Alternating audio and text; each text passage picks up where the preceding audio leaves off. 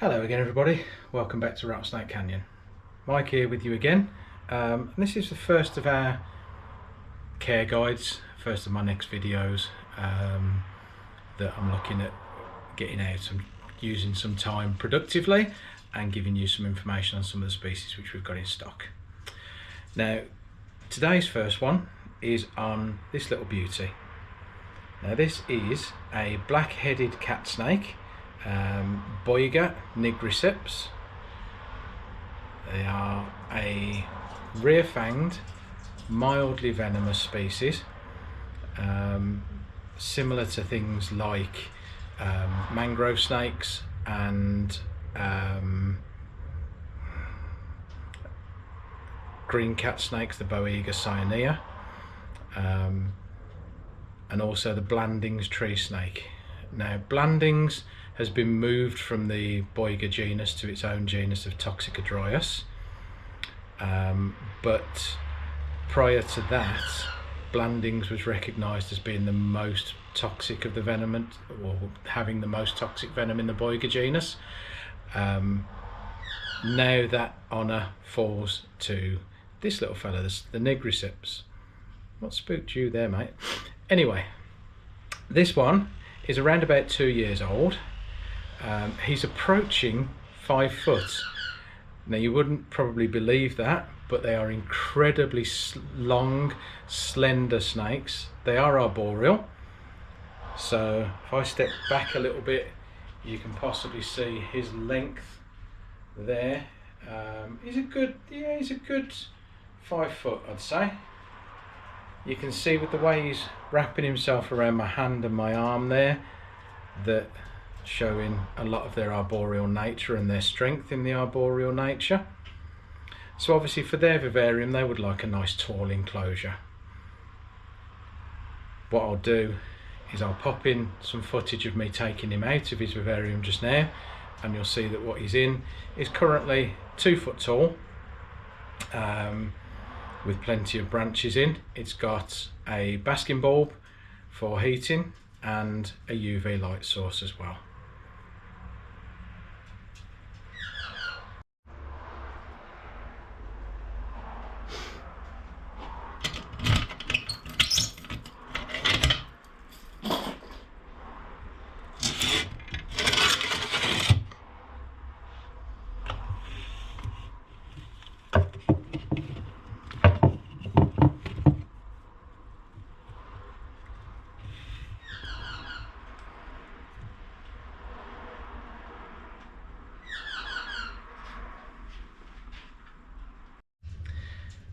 Now, nigriceps are, like most of the Boigas, they're from Southeast Asia, through Malaysia, Thailand, into Indonesia in some cases as well. As I say, they are a rear-fanged species. They have a relatively potent venom for a rear fang. However, in my experience, which with this particular species amounts to 2 animals, there's no aggression from them. Now I only tend to handle these through the day because that's when I'm here and we're open. However, I do hear from people with things like Dendrophila, the mangrove snakes, that they are a completely different personality between day and night. This particular animal spends most of its daytime either underneath the hide which I took it out from today, or up in the top of the plastic plants and the branches in its enclosure. So the activity during the day is quite minimal. You'll possibly be able to tell from the size of the eyes that these are a very nocturnal species. They're absolutely stunning. Keeping them, because of their slight build and arboreal nature, they would lend themselves to very easily rather to a lovely bioactive planted terrarium. They don't particularly want high temperatures. They want to be in the sort of low 80s, so around about 28 degrees C, 82 Fahrenheit. basking spot to achieve that, and a UV light source. Now, although these are nocturnal, UV light is still proving to be beneficial to them, and it is natural, and it's certainly something we recommend for all animals these days. Enclosure size, now it would depend on whether you were going for a wooden or glass one. Enclosures are difficult to get in specific sizes in each of those. I would go with something like a 3 foot by 18 inches by 3 foot tall on a wooden vivarium. Glass vivariums are available in that similar kind of size, at 90 by 45 by 90. That would be an ideal size for this. Glass would lend itself better to the humidity that this species enjoys.